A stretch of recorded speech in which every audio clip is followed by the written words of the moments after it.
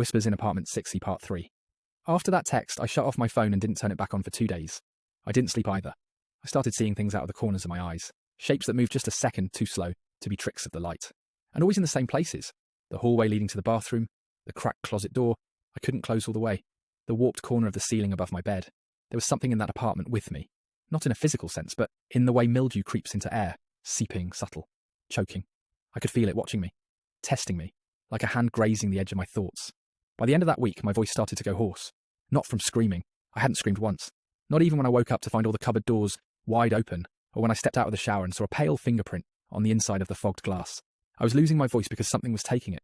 Every time the whisper came, I felt a small tug behind my ribs. I tried to talk on the phone with my sister, but my voice came out warped, hollow. She kept asking if I was sick. I wasn't. I was fading. And then the whisper changed. It started speaking in other voices. My mum's, my sister's, my ex-boyfriend's. Voices I hadn't heard in years, mimicked perfectly, down to the tiny inflections and quirks. But the worst came 3 nights ago. It was 3:03 a.m. when I woke up. Not to the whisper, but to laughter, distant, echoing from the direction of the front door. I got up, heart pounding, and slowly crept down the hallway. The light bulb above the door was flickering. The laughter stopped. And then I heard it. Knock, knock, knock. I froze. Another knock, slower. More like a... I didn't move. I held my breath and stared through the peephole. Nothing. But just as I was about to step back, something moved on the other side. A flicker of shadow, as though someone was pressing their forehead against the door. And then it spoke. Not in my voice. Not in any human voice.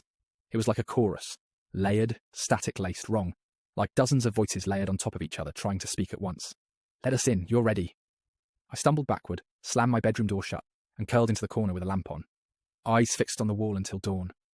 The next day I went to a priest. I told him everything. Every detail. The mirror messages, the mimicry, the voice. He listened silently. Then, after a long pause, he said something I didn't expect. There are spirits that aren't human. Never were. They don't possess bodies, they possess sounds. Echoes. They live in the resonance, in the forgotten places people leave behind. He said the apartment was a trap. Not just haunted. Designed to hold something. Whatever's speaking to you. It's learning you. Voice by voice. Thought by thought. Until it can speak to you with your own soul. I asked what I should do. He handed me a small vial of oil and told me to leave. Burn sage, salt the thresholds, get out and don't look back. But that night when I returned to pack, there was a message scrawled on my ceiling, written in my own handwriting, upside down. You told me I could stay. Follow for more stories coming soon.